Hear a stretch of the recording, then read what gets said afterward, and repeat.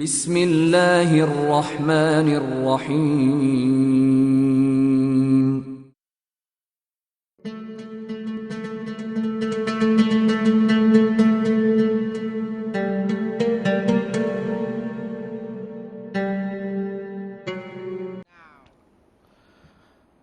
الحمد لله رب العالمين والصلاة والسلام على أشرف الأنبياء والمرسلين نبينا محمد وعلى آله وأصحابه أجمعين. اللهم علمنا ما ينفعنا وانفعنا بما علمتنا وزدنا علما وعملا وتقا وصلاحا يا رب العالمين. اللهم رب اشرح لي صدري ويسر لي أمري واحلل عقدة من لساني يفقه قولي. أما بعد. السلام عليكم ورحمة الله وبركاته. I welcome you all here today on this new program, a program dedicated to learn the art of recitation from scratch. My name is Syed Anisul Haque and I will be your host for this new show. Now, before we begin and go through some of the rules of tajweed for today and an introduction to tajweed, I would like to firstly give a reminder to myself and to you all about two very important matters. The first thing that I'd like to give you all a reminder about, including myself, is the importance of renewing our intentions. That we need to understand that we are doing a ibadah, a type of worship. We are doing this class to please Allah subhanahu wa ta'ala. And for this very reason, we must ensure that we are having the right intention as to why we are doing what we are doing. So my dear brothers and sisters, my viewers, dear respected viewers, I would like to give this reminder that please do renew your intentions before you view this class. And on this point, there's something very important that I'd like to mention also, is that what is our intention? Our ultimate goal is to please Allah subhanahu wa ta'ala. Second point that I'd like to mention, dear brothers and sisters, is we need to understand that this class is a blessed class. This session is a blessed session. Why? Because we will be studying the best of books, the Quran, the book of Allah Azza wa Jal. And our goal from this should be trying to become from the best of people, as the hadith of the Prophet sallallahu alaihi wasallam goes, that inna lillahi ahlina min nas, that indeed Allah subhanahu wa ta'ala has a special group of people that are close to him. And the Sahaba Ridwanullahi alayhim, they asked the Prophet sallallahu alayhi wasallam, Man hum ya Rasulullah? Who are these people, O Rasulullah? And then the Prophet sallallahu alayhi wasallam, he said, Hum ahlul Quran, ahlullahi wa khasatuh. That they are the people of Quran, they are the special and chosen people of Allah subhanahu wa ta'ala. And we hope that through these classes, we can build that connection with the book of Allah Azza wa Jal, and ultimately the goal is to become from the best of people, the people of Quran.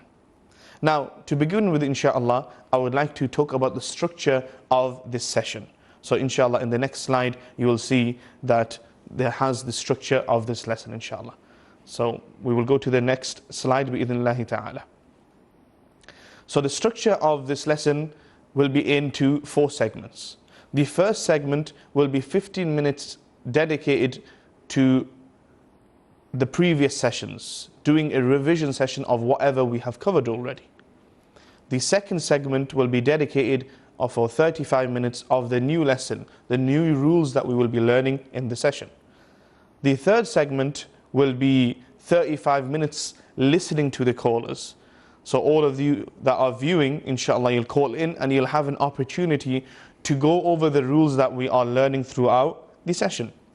And the final segment of this show will be 5 minutes of new du'as that we will be learning, new supplications with the meaning. So inshallah, not only are you learning rules of tajweed, but at the same time, you will be learning small du'as, and inshallah, every week you can end up learning 2 du'as a week, bi-idhnillahi ta'ala. So this is the general structure of the lesson for this show. Now today is dedicated to an introduction. So it will be slightly different because we do not have a recap session. So inshallah, today will just be dedicated to giving a brief introduction to tajweed, what it is, what it means, the importance of tajweed, etc. So inshallah, we will go to the next slide and begin with the introduction of tajweed bi-idhnillahi ta'ala. So to begin with, inshallah, we look at the introduction of tajweed. There are so many aspects that we need to touch on. From them, we have 10 foundations that we will be talking about today. The first of these foundations is the definition. Because when you are starting to learn any science, it is very important for you to know the definition of the science that you are learning. The second thing that we will be learning is the purpose. What is the reason why we are learning this science? The third will be the ruling of learning this science. Is it mandatory? Is it compulsory for us to learn this science? Or is it just sunnah? Is it something that is recommended? The next thing that we will be looking at is the benefits. What are the benefits of learning this science tajweed?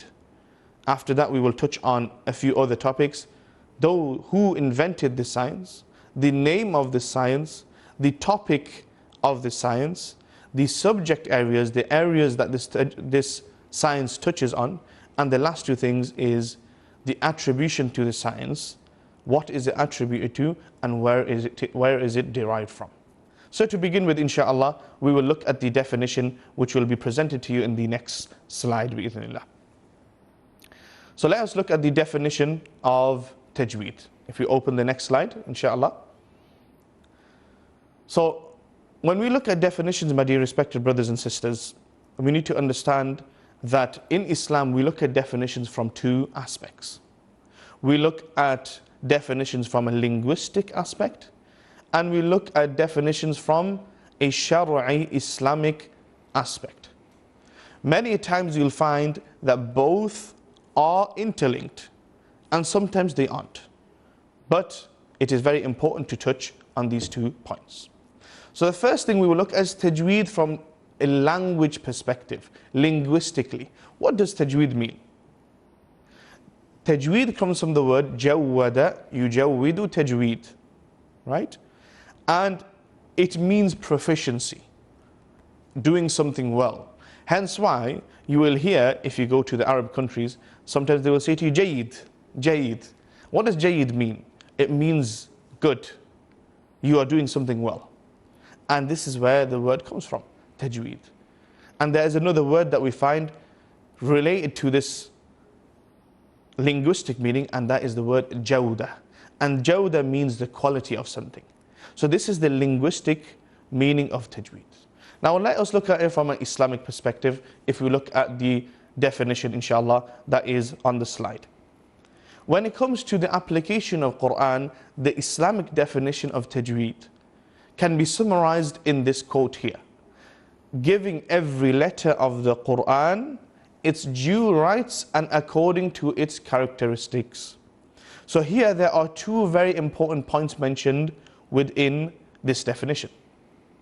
You see, when it comes to Islamic definitions, my brothers and sisters, it is very important that we make it jami'an mani'an. That it has to be concise. It has to be inclusive of everything that entails this science. So when it comes to the definition of tajweed, there are 2 very important points that I mentioned there. The first one is giving every letter of the Quran its due rights. So you see, specifically, I have mentioned every letter because you see, tajweed, the most important thing about tajweed is or are the letters. The letters are the most important thing. If you are proficient in the letters, everything else is secondary. Second point is mentioned in the definition is, and according to its characteristics.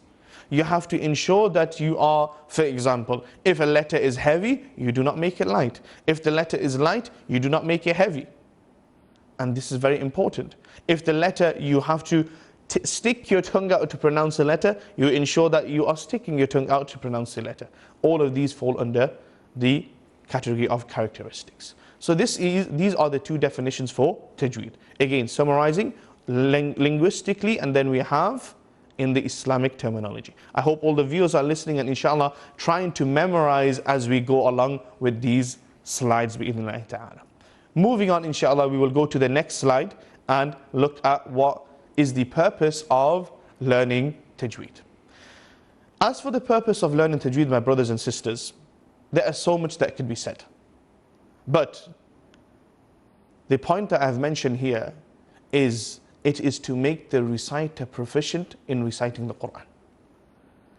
This is a very important point. Why? Because you see, my brothers and sisters, there is a hadith of the Prophet ﷺ when he said that whoever recites Quran wa huwa mahirun bihi, and he is proficient in reciting the Quran, then he is with kiramin barara. Then he is with who? The noble angels. And that should be our purpose, trying to recite the Quran in such a proficient manner that we can be classed with the noble angels. The second thing towards the end of this paragraph that I've written is applying characteristics to each letter without any exaggeration or deficiency. I have another very important point. Because you see, when we're learning tajweed, my brothers and sisters, we have two groups of people.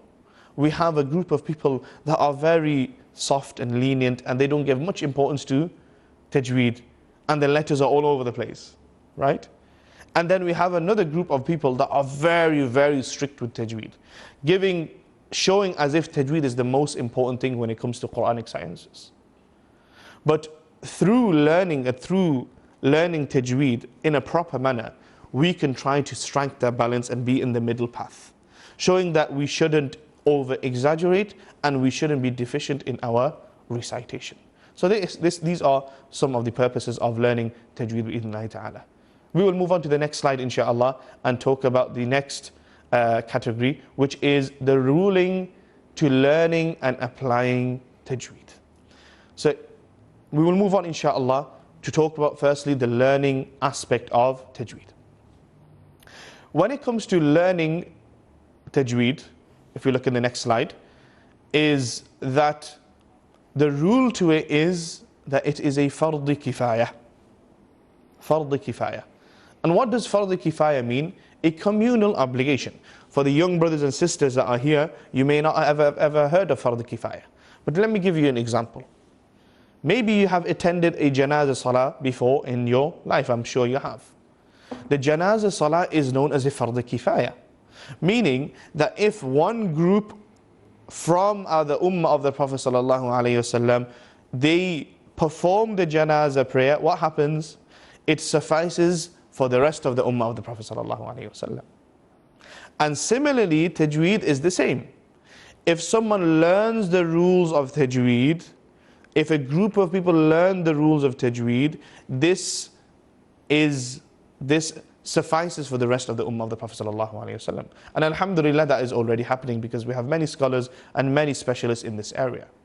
Now let's move on to the next slide, which is the application of tajweed rules. When it comes to the application of tajweed rules, my dear brothers and sisters, there are those that are very strict and those that are very lenient when it comes to the ruling of learning and applying tajweed. The first group are those that say it is fard ayn. It is an individual obligation, meaning that individually every single person must learn tajweed. And no one is excused, and they have to apply the tajweed rules when reciting the Quran. However, if we go to the next slide, this is more of the balanced approach. The second slide, and that is that there is many factors to this. We have to differentiate between the articulate points, which is known as the makharij al-huruf and the sifat al-huruf. When it comes to the makharij al-huruf, the articulate points, the way you pronounce the letter, if it is heavy, it is heavy. If it is light, it is light. So instead of, if someone was to say kha, instead of saying kha, he was to say kha, right? This is wrong. Rather, it is mandatory to apply the articulate points of the letters, the makharij. But the second aspect to the characteristics of these letters, sifat al-huruf, which is a bit more detailed. There are two scenarios here. We will look into the next slide, inshallah.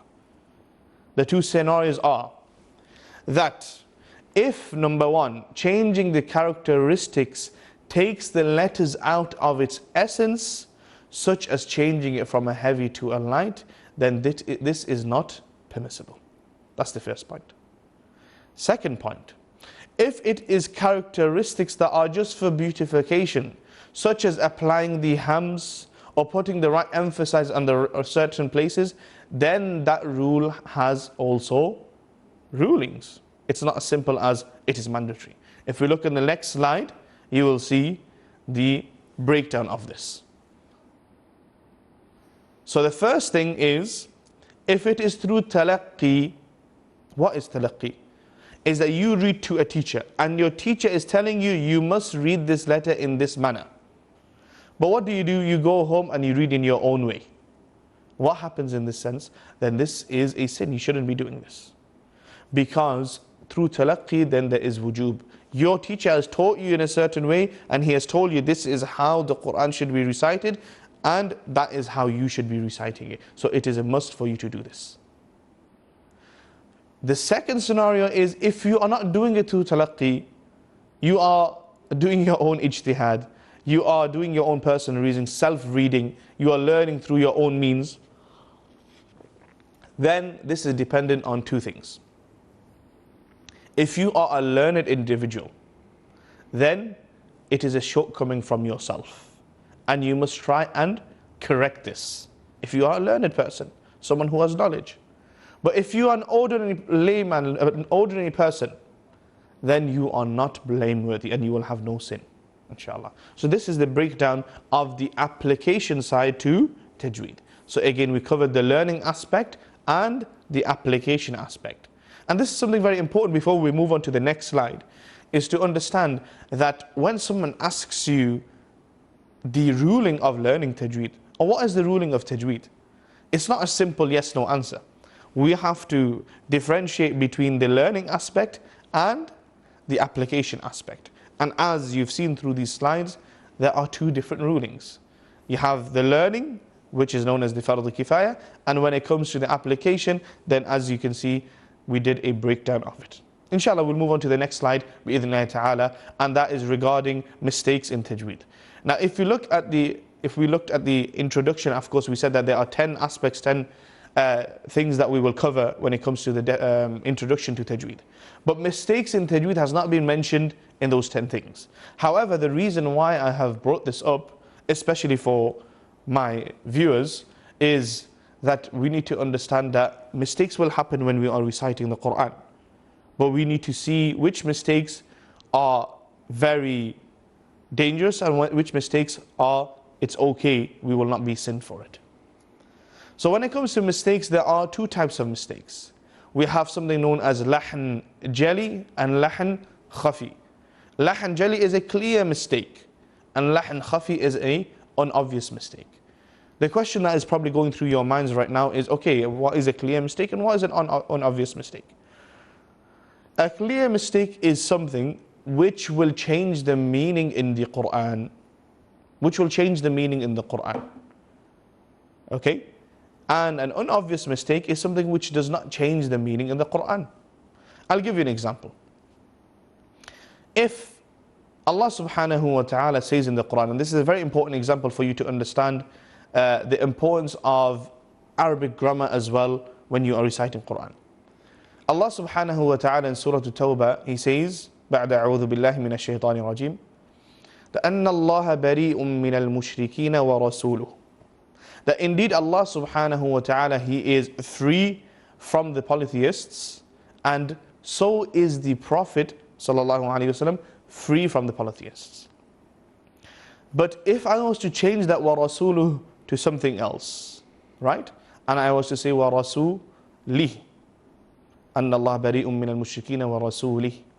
Do you know what the meaning would be? That indeed Allah subhanahu wa ta'ala is free from the polytheists, and He is also free from the Prophet sallallahu alaihi wasallam wal-'iyadhu billah. Just a mere change of the haraka, the short vowel, from a fatha to a kasra, the meaning has totally changed. And this can fall into lahn jali, a major mistake that will change the meaning. And if a person does that, he must be corrected. And he must understand that if he continues to does it, he will be sinned for this. But if we look at the lahn khafi, which is the unobvious hidden mistakes, these are the secondary rules that we apply in tajweed. For example, the ghunnah, or for example, the ikhfa. So for example, instead of saying inna ma'al usri yusra. Someone wants to say inna ma'al usri yusra. Inna ma'al usri yusra. If someone was to say it without a ghunna, then the meaning still stands. The meaning still stands, and he will not be sin for this. But is this something that's advisable? No, it is not something that is advisable. Inshallah, let's go on to the next slide, and after that we will take a short break, bi'idhnillah. So, the next aspect to this introduction for today is talking about the benefits of learning tajweed. There are so many benefits that we can talk about, my brothers and sisters, and I am sure that you have heard this in many talks, but I want to summarize it in 4 points. The first is what we mentioned at the beginning, and that is that the reciters of the Quran will be in the company of who? Kiramin barara, the noble and obedient angels. Right? So if you become proficient in reciting the Quran, this is the reward that you will get. طيب. Does it stop there? No. The second point that I've mentioned, again, I mentioned this at the beginning of the program, that you will be from who? Ahlullah, the best of people. Hum ahlullahi wa khassatuh, the best of people. Number 3, that for each letter that you recite, you will be rewarded with what? 10 rewards. Allahu Akbar. So when you just say Alif Lam Mim, are you getting 10 rewards? No. You are getting 30 rewards for merely saying Alif Lam Mim. Allahu Akbar. So imagine how many rewards you will get, how many rewards you will get if you were to spend 1 hour, 1.5 hours in this session trying to recite the Quran. And the last thing is studying the Quran and science will make you from the special chosen people of Allah, which goes in line with the second thing that we mentioned, the best of people. So these are some of the benefits of learning tajweed. And now we will inshallah take a short break, and after the break we will continue. Wa jazakumullahu khairan. Wassalamu alaikum wa rahmatullahi wa barakatuh.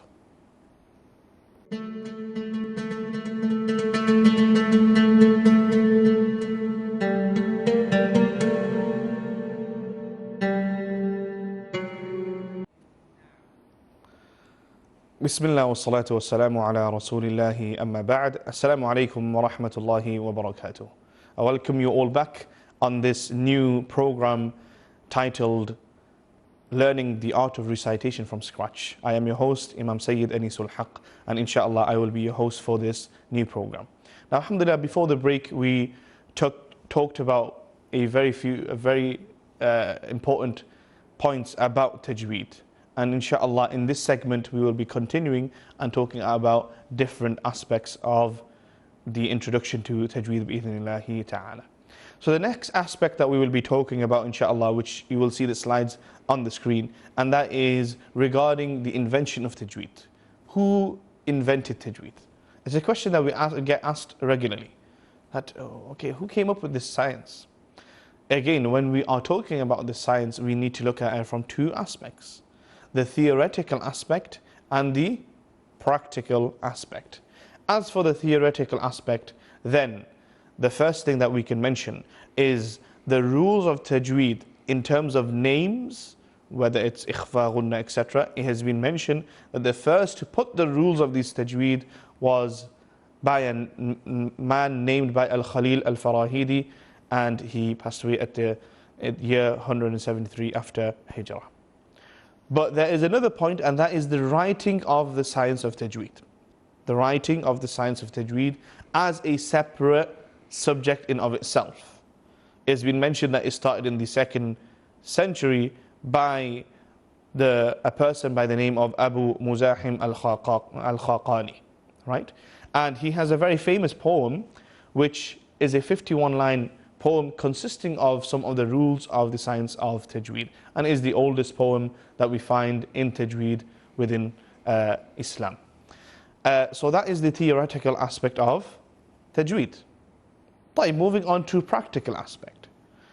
So we have to understand, my brothers and sisters, that when it comes to tajweed, it was something that was automatically recited when the Quran was revealed to the Prophet ﷺ.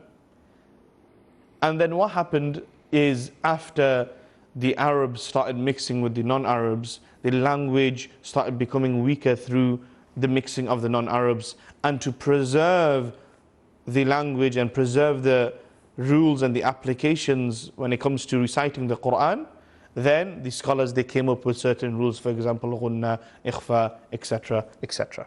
But when it comes to the practical aspect, as mentioned, this was done from the very beginning. It was done from the revelation of the Quran. When Angel Jibreel alayhi salam came and recited with Prophet sallallahu alayhi wasallam, it was recited in this manner with the rules of tajweed.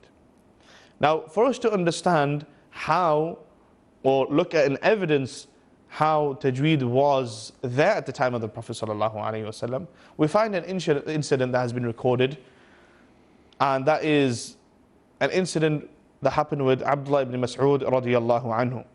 He heard a man reciting the Quran, and the man, when he recited the Quran, he recited a verse similar to the way I will be reciting. He said, إِنَّمَا الصَّدَقَاتُ لِلْفُقَرَاءِ وَالْمَسَاكِينَ. He did not prolong the word fuqara, he made it short. And then Abdullah ibn Mas'ud radiyallahu anhu, he looked at this man and he said that this is not how the Prophet sallallahu alaihi wasallam recited it to me. So the man asked, how did the Prophet sallallahu alaihi wasallam recite it? And Abdullah ibn Mas'ud, he repeated the verse, but he prolonged the word lil fuqara by saying, إنما الصدقات للفقراء والمساكين. From this we understand that the application of mad, prolongation, which is an aspect of tajweed, was there at the time of revelation, and it was automatically put within the recitation. So this is something that we need to understand, my dear brothers and sisters. Moving on, when it comes to the names of this Islamic science, there are so many names that you will hear. You can call it tajweed, the rules of tajweed, the art of recitation, the art of application. These are all names, and again, names are not that important so long as the subject is there. But everything that you see, it revolves around one thing, and that is the recitation of Quran, the proficiency in reciting the Quran. طيب. The next thing that we will be talking about, and that is, what is the topic of this Islamic science? It's something very important. What do we mean by this question? Let's step back a little bit.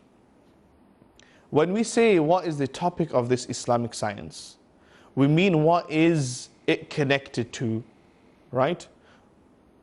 Because, for example, if we say we are talking about the science of hadith, the topic of the hadith will be, for example, the wordings of the hadith or the grading of the hadith, right? So when it comes to tajweed, what is the topic of it? It is the Quranic verses. And this is something very important. Why? That shows that tajweed is only applied to what? The Quranic verses and nothing else. So when a person is reading a hadith, does he have to apply tajweed? No. When a person is, for example, doing the adhan, does he have to do tajweed? No. When a person is doing the iqamah, does he have to apply tajweed? No. So we have to understand that tajweed is specifically for the Quranic verses only. طيب, what is this science attributed to? As you know, there are so many sciences out there. We have the science of hadith, for example, science of fiqh. But when it comes to tajweed, it falls under the Quranic sciences. There are so many different aspects of Quranic studies that we have. We have, for example, tafsir. Okay? Now we have, for example, even when it comes to i'rab al-Quran, looking at the syntax and the grammatical aspect of the Quran. And then we have tajweed, which is looking at the rules and regulations when it comes to the recitation of the Quran. طيب, where is tajweed derived from? The first thing is we need to understand that tajweed is derived directly from the teaching of the Prophet sallallahu alaihi wasallam. That Angel Jibreel alayhi salam, he would come and he would recite to the Prophet sallallahu alaihi wasallam. The Prophet sallallahu alaihi wasallam would recite back, and this is how he learnt it. Then the Prophet sallallahu alaihi wasallam would recite with those that are around him, i.e. the companions. Then the companions would recite with who? Those that came after them, the tabi'un. Then the tabi'un would recite with those that came after them, the tabi'un. And it carries on up until we received this style of recitation. And this is something very important, two aspects to this.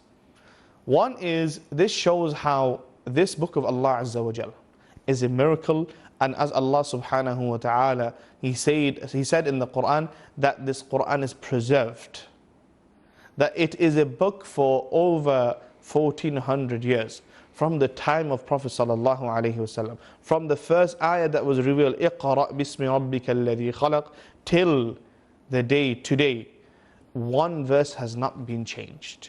And the way we are reciting it is the same way that it was recited to the Prophet sallallahu alaihi wasallam. Allahu Akbar. This shows how the Quran, the deen, has been preserved. Another very important aspect to this, my brothers and sisters, is this concept of the ijazah and the isnad system. Right? We in Islam, we have something that we do not find in any other religion, and that is an isnad system. And what is an isnad system? It is a chain that connects us to our beloved Prophet Muhammad sallallahu alaihi wasallam. And for you to understand, here is a sample of an ijazah. Within this page that we have, or this picture, you see a bunch of names going down from top to bottom. The name on top is Jibreel alayhi salam. And after that is Prophet sallallahu alaihi wasallam. And the list goes on. The Prophet sallallahu alaihi wasallam, he recited to, for example, Uthman bin Affan or Zayd bin Thabit, etc. And then it moves on, it moves on, it moves on, up until the last name that you find will be the name of the student who received this ijazah. Right? And this is the beauty of it, subhanAllah, that you find that just within this one, as an example, there are 32 names between the student and the Prophet sallallahu alaihi wasallam, meaning that there are 32 people between him and the Prophet sallallahu alaihi wasallam, and his teacher's teacher's teacher 32 times, and it goes back to the Prophet sallallahu alaihi wasallam. Such a beautiful thing about Islam that we don't find in any other religion. So, and this is how the deen has been preserved. طيب, we've got one other aspect to talk about, inshallah, and that is reciting the Quran melodiously with a nice tune. We have to understand that the Quran we have been commanded to recite the Quran in a melodious manner, بالتغني, in a melodious way. And the Prophet sallallahu alaihi wasallam, when he would recite the Quran, he did not read it in a rushed manner. He read it in a slow, rhythmic manner with a tone. And this is something that has been advised, and this is something that we must do. There are two ahadith that we can relate to. One is, he would stop at the end of each ayah. Another one is that he commanded the people to recite in a beautiful voice, in a pleasant, melodious manner. And he said, beautify the Quran with your voices, for a fine voice increases the Quran in beauty. But my brothers and sisters, before we move on and take a short break, inshallah, there is something very important that we need to talk about. We need to know that the Quran is not something that we should be playing around with and making it a platform to test our voice. Unfortunately, that in the times we are living in, we have been tested with this, where there is much priority given about the melody of the Quran, that we are prolonging our voice, we are changing our voice, etc., etc., and all we're thinking about is the melody of the Quran. Yes, it is very important, but was the Quran revealed for this purpose, my brothers and sisters? No. That everything that you see from tajweed, from the melody of Quran, these things help us reach the ultimate goal of the Quran, and that is contemplating and application of what we are reading. So again, this is a reminder that again, this lesson, we will help you, inshallah, become proficient in reciting the Quran with tajweed in a melodious manner, hopefully as well. But these things should be helping you to get to something much bigger. And that is that when you are reciting it, you know that you're reciting it and the melody is matching with the understanding. Right? I'll give you an example. Allah subhanahu wa ta'ala in the Quran talks in many places about the hellfire. So imagine when we're talking about the hellfire, we have no understanding about what it means, and all we're doing is we're raising our voice. We're screaming in the mic. Right? Does this fit this maqam, this station, this stage? It does not. So if a person understands the Quran, what will happen? When he talks about Jannah, he'll recite in a certain manner. When he talks about the hellfire, he will recite in a certain manner. And it will affect his recitation. And he will think about it. And this is why I can advise to you all that take some time out to try and contemplate upon the book of Allah Azza wa Jal, inshallah. Now, inshallah, we will take a short break, and after that we will come back and we will, inshallah, firstly take some calls if there are any questions regarding the introduction that we have covered. And after that, we will spend the last segment going over the huruf, the Arabic letters, bi'idhnillahi ta'ala. And again, at the end of the segment, we will take phone calls again for the viewers, so you can come, you can call in to practice the letters bi'idhnillahi ta'ala. I want to mention something, that this lesson has been dedicated for our young brothers and sisters, so that they can call in. But we are not neglecting those that are elder, because learning the Quran is for everyone. It isn't just for young and it isn't just for old.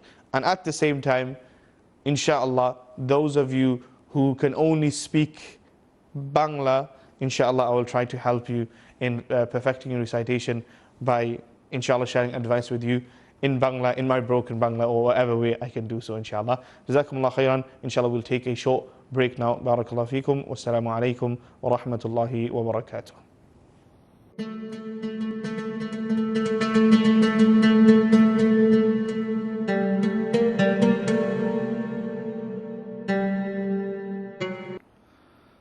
Bismillah wa salatu wa salamu ala rasulillahi amma ba'd. Assalamu alaikum wa rahmatullahi wa barakatuh.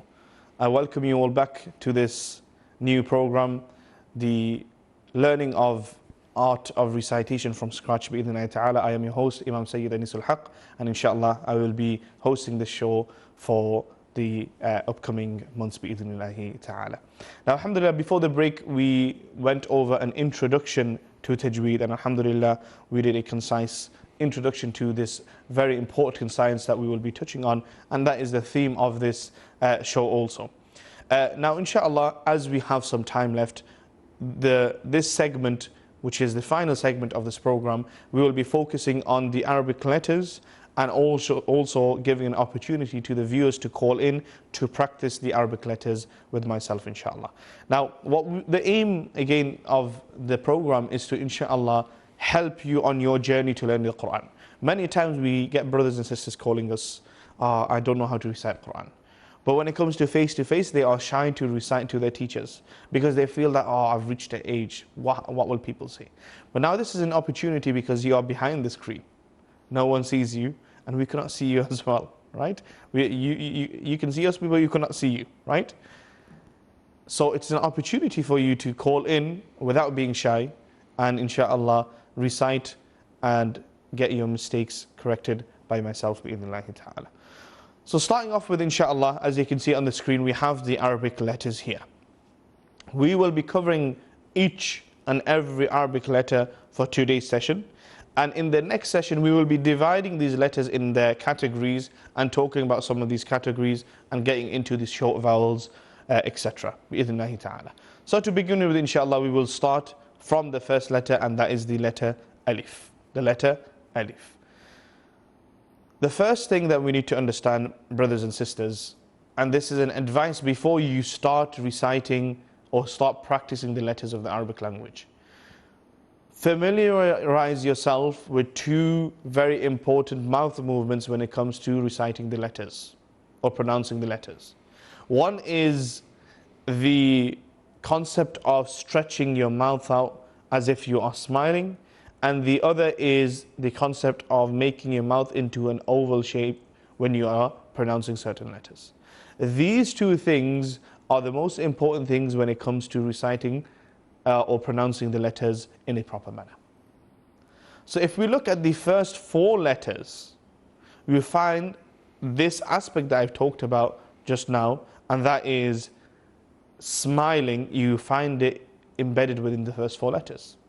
For example, we look at the first letter, which is the letter Alif, right?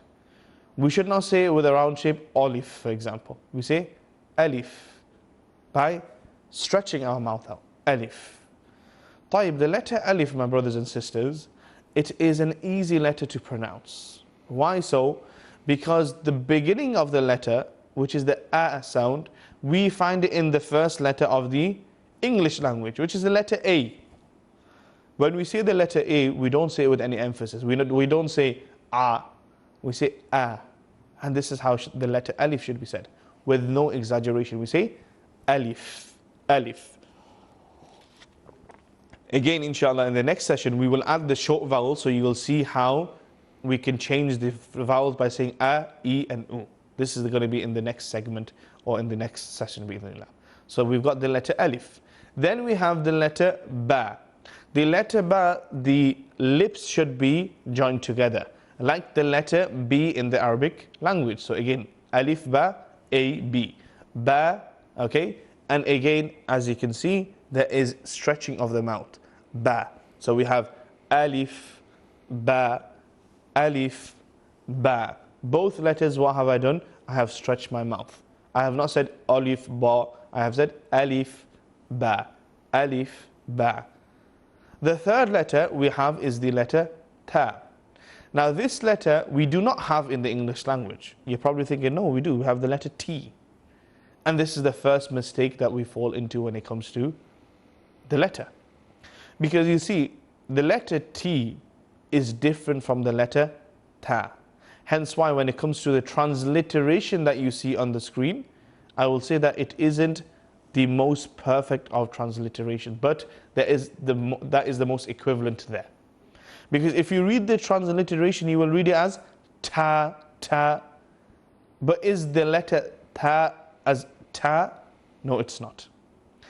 The question now that will arise is, how do we differentiate between the letter T and the letter ta? You see, when we are pronouncing the letter T, my brothers and sisters, we are using the edge of our tongue. We say ta, ta, the edge of the tongue. So the point of the tongue we are using. But when it comes to the letter ta, we are using the flat part of our tongue. We are saying ta. So if you listen clearly, ta, ta, there's a difference. That's the first point. The second point, my brothers and sisters, is again, if you look with the alif and ba, we stretch the mouth. And also with the ta, what are we doing? We are stretching our mouth. So we will say ta, alif, ba, ta, alif, ba, ta. And this is how we move on. The next letter that we have is the letter tha. The letter tha. Again, there is no equivalent to this in the Arabic language. So do not rely always on the transliteration. Because in the transliteration, that could be read as the or ta, right? But we don't have that in the Arabic language. It's actually tha. طيب, how do we pronounce the letter tha? Very simple, brothers and sisters. Is that the tip of the tongue must be out. So you don't say sa. Sometimes people will keep the tongue behind the teeth, like the letter S. That's wrong. There is a specific letter for that, and that is the letter sin. We will come to it. But the letter tha, it is the tip of the tongue that is coming out. Tha, tha. And the second advice is what? The same thing that I mentioned in the alif, ba, and ta. And that is that you must stretch your mouth out. Tha, alif, ba, ta, tha, alif, ba, ta, tha. One more time. Alif, ba, ta, tha. You see, all of the letters are following a certain way of reciting. The next letter that we have is the letter Jim. Do we have an equivalent to this in the English language? Yes, we do. We have the letter J. The letter J. The way you pronounce the letter J is the way that you pronounce the letter Jim, right? So, when the tongue, you are reciting or pronouncing this letter, the tongue must be connected to the palate. So you say Jim. Sometimes you may hear people with a certain accent, they will say Jim. You hear this in the French accent, je, ja. But what they are doing is they are floating their tongue. We don't float our tongues. We attach it to the palate. Jim, ja, ja, ja. So Also, the second thing is Jim is like the previous letters. It is a light letter. So that means we will be stretching it. Jim. Now let's connect all 5 letters. Alif, Ba, Ta, Tha, Jim. You see my mouth has been stretched the whole way. Okay? So this is the first line of the letters that we have covered. Alif, Ba, Ta, Tha and Jim. Moving on to the next set of letters, we have the letter Ha. Again, do we have an equivalent to this in the English language? The answer is no. We do have the letter H, but the H is not like the Ha.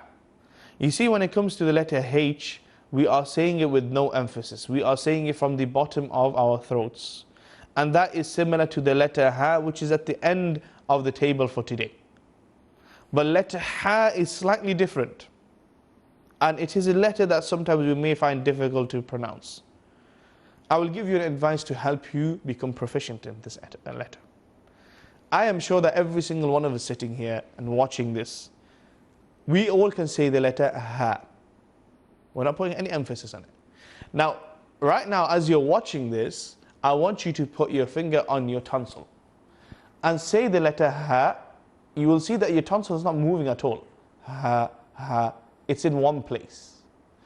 But if you want to say the letter Ha, what do? Your tonsil has to move up a little bit. Ha, Ha. And now if you see it, you will see that the tonsil is moving. If the tonsil has moved up a little bit, that means you're pronouncing the letter properly. To differentiate between the Ha and the Ha is very easy. The Ha is from the bottom of the throat, and Ha, the one that we are reciting right now, pronouncing right now, is from the middle of the throat. Ha. The second advice that I want to give is the same advice that I gave in the previous letters. The letter is a light letter. That means we must be stretching our mouth. Alif, Ba, Ta, Tha, Jim, Ha. We're stretching our mouth in all of these letters. Try again. Alif, Ba, Ta, Tha, Jim, Ha. So up until there, alhamdulillah, the letters are fine. Moving on, inshallah. Again, I do not think time will allow us to go over all of the letters, but we will try to do at least half of the letters for today. Because we want to focus on less with proficiency. The next letter that we have is the letter Kha. Again, I'm going to throw this question at the audience, and that is, does this letter exist in the English language? And the answer again is no. Kha we do not find in the English language. However, we do find it in a specific accent of the English language. For those of you maybe are from Liverpool and watching this show, you will find this letter very easy because it exists in your accent. In the Liverpool accent, they do not pronounce the letter K. Rather, they say kh, right? Accent and not accent. So for them, it is very easy for them to say this word, right? Or this letter. But no other dialect, English dialect, has this. Hence why we need to practice on it. To say this letter, it is quite easy. We have to understand that the letter is from the top part of the throat. That's the first thing. The second thing is it has some kind of harshness to it when you're pronouncing it. That sound must be there. And not soft, but a bit of harshness to it. The third point is, if you compare this letter to the previous 6 letters that we have read, that there is a difference. The first 6 letters, we stretched our mouth out. But this is the first letter from these letters that we are making into the point that we mentioned before. Either you smile or you make your mouth into an oval shape. Kha, kha. So there's 2 points here. One is that it is from the top part of the throat. The second point is it is an oval shaped letter. So this is how you will say it. Kha, kha. Make oval shape and go up and down, not left and right. So don't say kha. You say kha, not kha, kha. There's a difference. Okay? So if we say all of the letters now, alif, ba, ta, tha, jim, ha, kha, alif, ba, ta, tha, jim, ha, kha, and up until here we have done, alhamdulillah, 7 letters. Inshallah, we'll do 2 more letters bi'idhnillahi ta'ala, then we'll allow the audience to call in to practice. So those of you who are viewing, inshallah, be ready to call in, and please, again, do not be shy, for indeed when it comes to seeking knowledge, we should not be shy. We should go out the way to seek knowledge, because that's the only way we can correct our mistakes. The next 2 letters that we will cover for today's session is the letter dal and the letter dhal. Let us start with the letter dal. Again, the question that I'm going to throw at the audience is, do we have this letter in the English language? Do we have an equivalent in the English language? The answer is no. You're probably thinking, no, we do. We have the letter D. And this is where we fall into a mistake again. The letter D is not the letter dal. The letter D is use of the tip of the tongue. D, d, d. Hence why do not rely on the transliteration. Because the transliteration reads as dal. But we do not say dal. We say dal. We did something similar like this in a previous letter. And that was the letter ta. We said it's not the letter ta, it's the letter ta. If you recall the advice that I give, we apply the same thing here. We don't use the tip of the tongue, we use the flat part of the tongue. So don't say dal, you say dal. And this is how you pronounce the letter properly. The second thing is, letter dal, is it a heavy letter or a light letter? It is a light letter, so we will stretch it as we did to the 6 letters that we did previously, except for the letter kha. So let's do it together now. Dal, alif, ba, ta, tha, jim, ha, kha, dal, alif, ba, ta, tha, jim, ha, kha, dal. One more time. Alif, ba, ta, tha, jim, ha, kha, dal.